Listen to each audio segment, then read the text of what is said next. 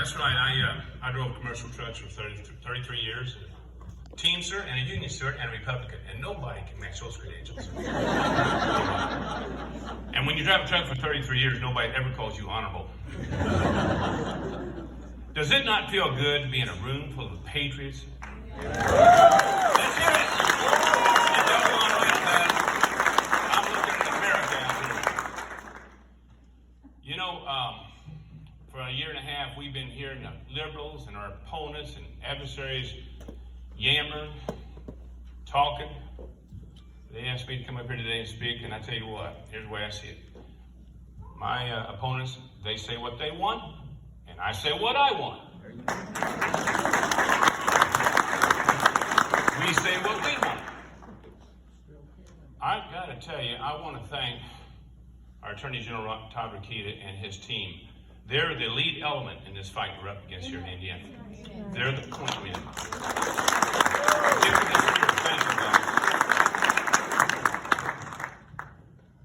Never in my life, and I'm old enough to be able to say this now, never in my life have I ever seen such a collection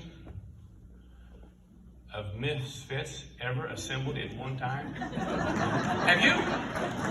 It's incredible. That's what we're up against.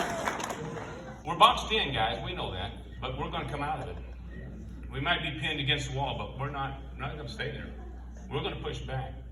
You know, if this vaccine, and it's not about the vaccine, you all know that, don't you? Sure you do.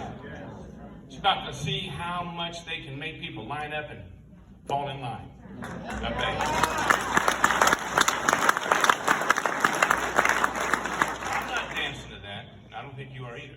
If that vaccine was so doggone important to them, to Biden and Fauci and Harris and the rest of that wild-eyed bunch, they'd be down there on the border catching that drug cartels coming in and giving that shot, wouldn't they?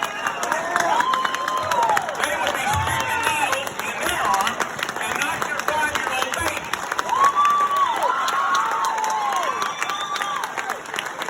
You're right. I gotta tell it. You better let your conscience be your guide on that one, guys. Preach it, Brother Tom. Because I don't have 5-year-old babies anymore. But I'm not taking it. And I had a lady wrote me a form letter the other day, and she said, "What are you going to do to protect my baby from getting these shots?" And I thought, what? What am I going to do? It's your baby. Would you let them stick your baby? No, you wouldn't.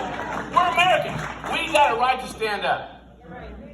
Fighting's in our blood when it comes down to it. There's nothing wrong with taking a stand.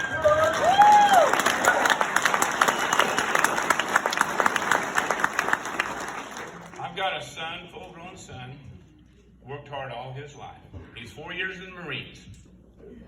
He's now, and I'm proud of our military. I was Army myself, Vietnam veteran. And I'm also the chairman of the Veterans Military and Affairs Committee, and veterans are very important to me. Now, my son is now a major in the Army Reserve. He's working for a big, probably the largest military contractor in the nation, probably in the country, in the world. He's 3 years from his retirement, and he was told he's going to get that shot. He agonized over that for about 2 months, I guess, 2-3 months. He's got a wife and a baby, young son. He's 3 years from his retirement. That's what he's facing. Worked hard all of his life.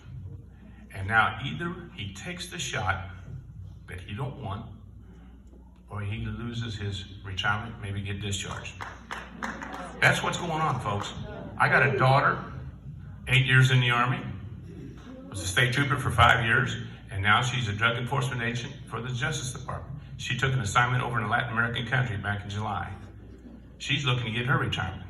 She's only days out from deciding what she's going to do. She's going to take that shot, or she loses it all.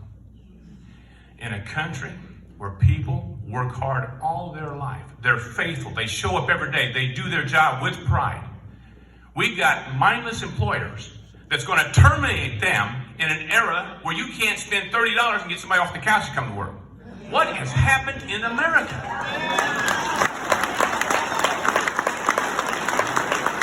It's going to stop. It's going to stop. I'm looking at a large group of people here. I was talking to a group a few days ago. In fact, my wife and I'm from Posey County. I'm about an hour and a half from here. We have been up and down the state. People ask me to come and speak. I don't know. It's a real honor. It really is for somebody like myself. I never was one to speak in school. I never raised my hand. Teacher, don't call on me. Give me my C. I'll get out of your class. You'll never know I was here. Look where I'm at now. My teachers would be rolling over the grave. But I'll tell you something, guys. We got a duty. We always hear people say, I've got my freedoms. Yes, you did. But I've never heard anybody yell out, I've got my obligations and responsibilities. Well, we got them, don't we? We all know it. And we're going to fulfill that duty.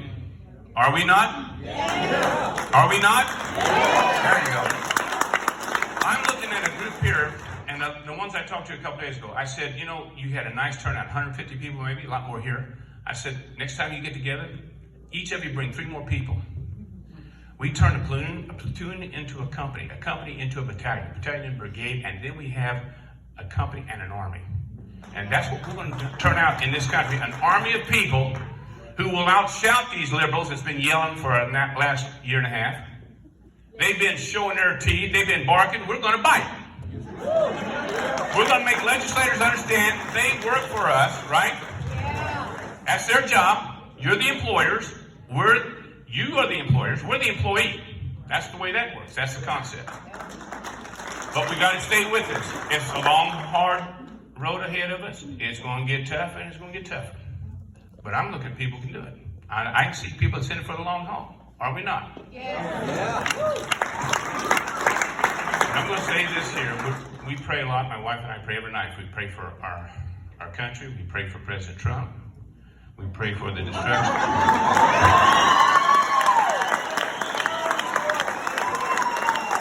Every night. And I'll tell you something else we pray for. This might shock you. We do pray that God will destroy our enemies and give us the victories. And I'll tell you why. If you read the Bible, which is a fantastic history book, those people back then got themselves in the same boat we're in now. And when they finally hit rock bottom, and I mean hit rock bottom, not just saying they were sorry, but when they were really contrite, they asked God for help, right? That's what we're doing now. Now, I say this. One of the things we do have to do, along with this fight we're dealing with right now, we've got to stop killing little babies in this country. We've got to stop